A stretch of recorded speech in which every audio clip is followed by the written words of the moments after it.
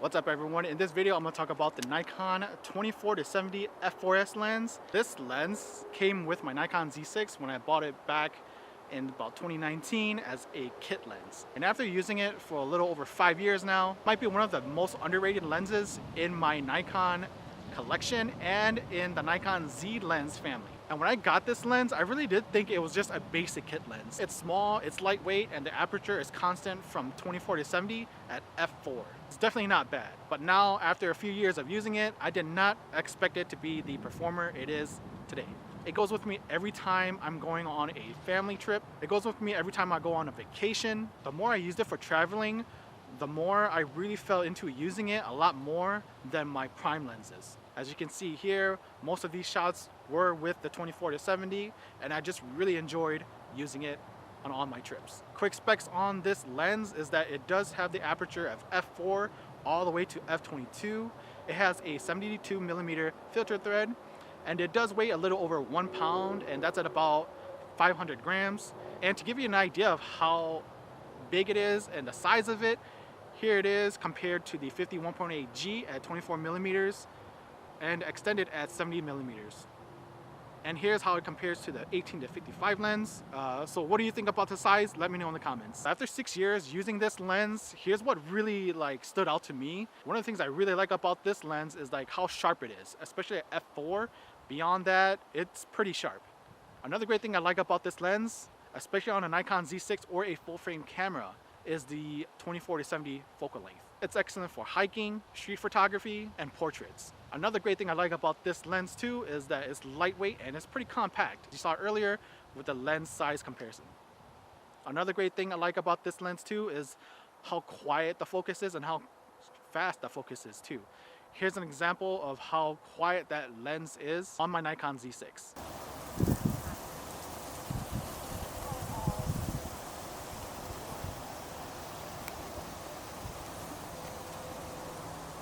And since it is a Z lens, and when it's combined with a Z camera with IBIS, the stability is greatly improved. Here's the handheld footage with this lens on my Nikon Z6. This is walking. So I'm just trying to be stable as much as I can. I hope this is stable. Yeah, I think this is. But yeah, this is at 24mm. Be as stable as I can while walking. See if this is stable enough for the IBIS to work. Alright, that's a test.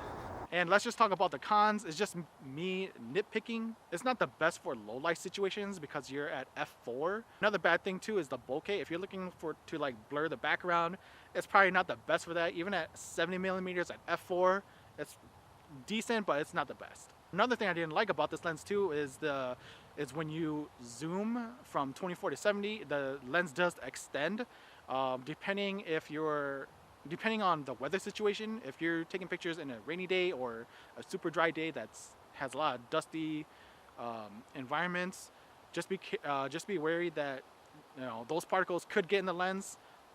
So far, I've brought this lens with me to automotive events, rainy days, and super dry, dusty days.